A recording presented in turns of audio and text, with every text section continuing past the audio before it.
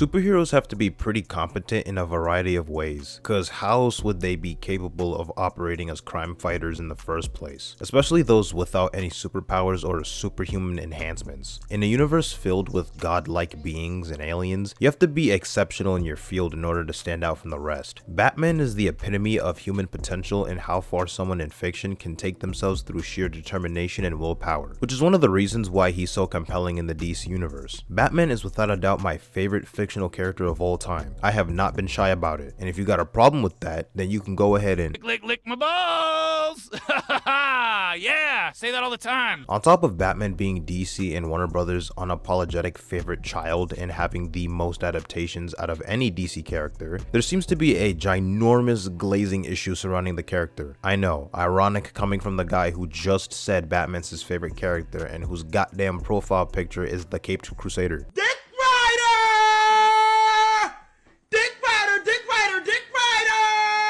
What I'm getting at is the massive problem in the overestimation of Batman's abilities I've seen on the internet for a while, specifically the whole prep time thing. Not necessarily how it's used in the comics and other media, rather how fans perceive it and try to use it to justify Batman somehow being capable of defeating any fictional character in existence. Just give him prep time, bro. Nobody can beat Batman with prep time. This sort of started out as a joke, but now it's gotten to a degree where a bunch of people unironically have this mentality. They be pitting Batman up against god-like entities from whole other universes and will look you dead in the eyes and say he would win in any scenario that involves prep time. What?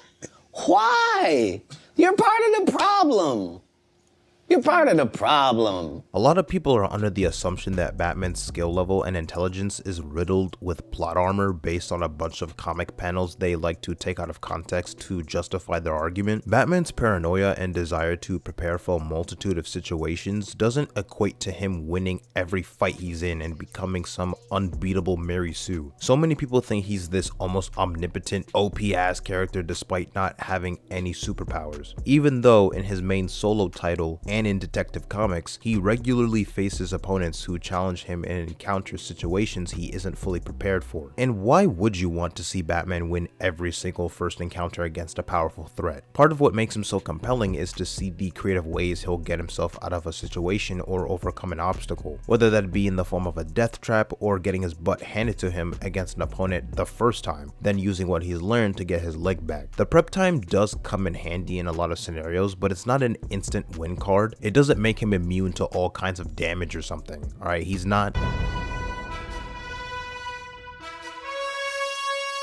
Some examples people like to use for or against Batman's ability to prepare for predicaments include his Justice Buster armor, which was introduced in the beginning of Batman Endgame, where Joker manufactured a new toxin that manipulated the minds of the Justice League to take down Batman. They're a bit slower than normal and not at their peak mental state, but they're still a big enough threat to force Batman to bring out the big guns. It took Batman nearly 2 years just to track down an ancient relic that could be used against Wonder Woman if necessary. He spent billions of dollars to ensure that the servers on the suit were capable of tracking down the Flash's average speeds, toppled with getting help from Ray Palmer on some of the suit's capabilities, who aided in adding microscopic red sun cells in the suit's gauntlets to have a fighting chance against Superman. Even with all of the suit's defenses and proficiency, Superman was still able to dismantle it pretty quickly since it accounted for Superman holding back in a particular scenario. Batman's contingency plans for certain toxins or occurrences involving mind control don't always account for certain villains or things that can evolve beyond what he's prepared for. At some point, he made himself immune to standard Joker toxin, but sometimes Joker can cook up something a lot more powerful. Typically, Batman is mentally and physically prepared to withstand Scarecrow's fear toxin, but then randomly, Jonathan Crane decides to utilize experimental mind control technology that throws Batman off his game. Batman's contingencies against superpowered individuals on par with Superman and the rest of the Justice League isn't something he can come up with in the span of a week or a few months. Many encounters hone in on the fact that it took years and a butt ton of money just to increase the chances of survival. His fight with Superman in The Dark Knight Returns, for example, was circumstantial. Superman was severely holding back, and Batman had help from both Green Arrow and Carrie Kelly to distract Superman. What are you doing? Do you want me to kill you? Oh, you're not going to kill me. It wasn't easy to make, Clark. It took years and cost a fortune.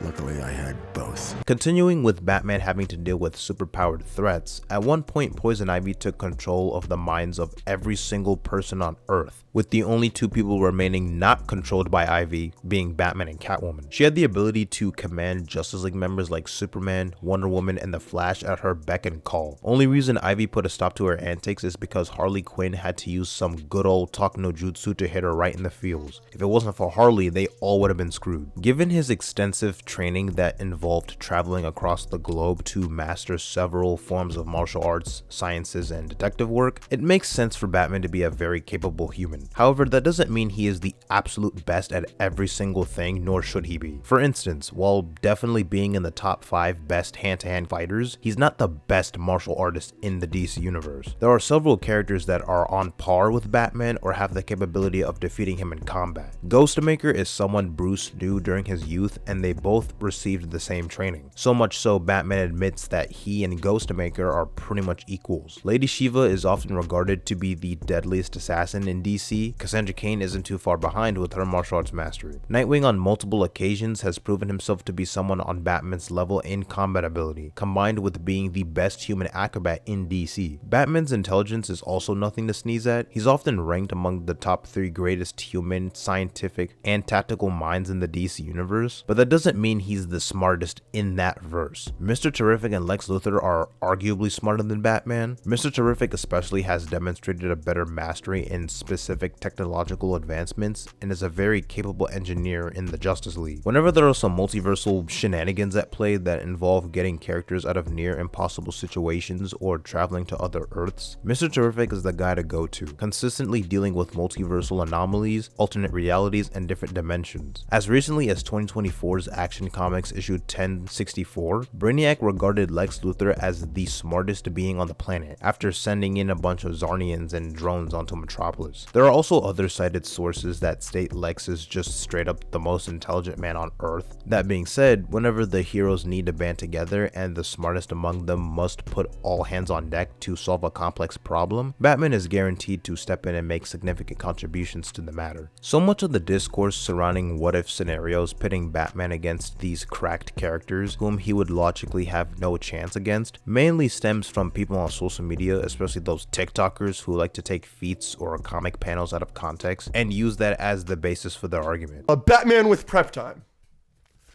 is undefeated. There's nobody that beats Batman with prep time. Iron Man with prep time. No way. No way. Batman is so much smarter than Iron Man. Can't name nobody because Batman's undefeated with prep time.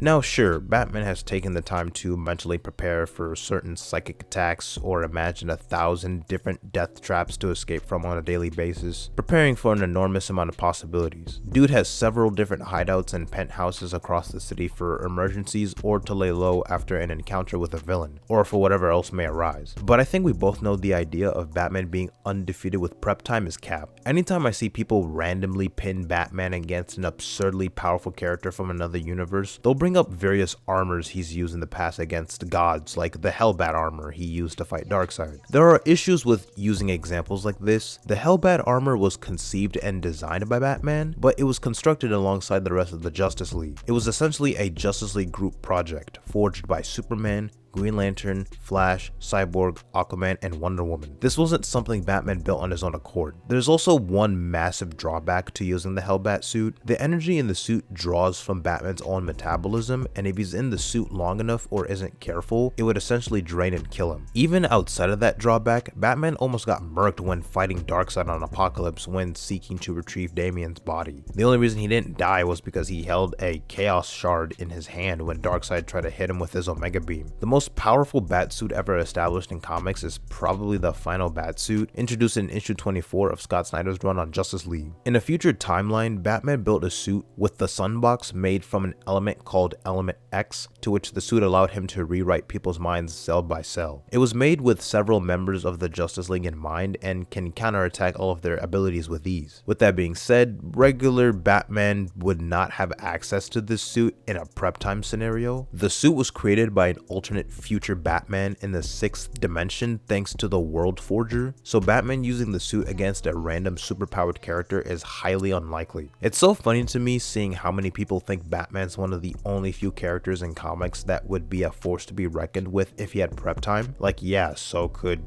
Mr. Terrific or Lex Luthor. Dr. Doom could probably solo the Justice League if he had adequate prep time. He's one of the smartest minds in the Marvel universe. Pretty much any fictional character with any amount of intelligence would perform better if they had enough intel on their opponents. Batman's contingency plans aren't always going to be foolproof. Even with the necessary preparations, sometimes plans backfire or certain villains and threats progress to unmatched heights. Random thugs and enemies who are skilled enough can give Batman a hard time and force him to exert more effort to take them down than anticipated. Sometimes he underestimates his foes. People really need to dial it back on the Batman overestimation when trying to argue his capability of dealing with threats that are clearly out of his wheelhouse. The whole prep time argument is severely overblown. Both those who claim it means Batman can defeat any fictional character and those who dismiss him as having pure plot armor need to relax. It's not always a guaranteed win. A lot of the time it isn't. I recommend delving into the source material instead of letting some random Twitter user sway your opinion on something they clearly have no idea what they're talking about.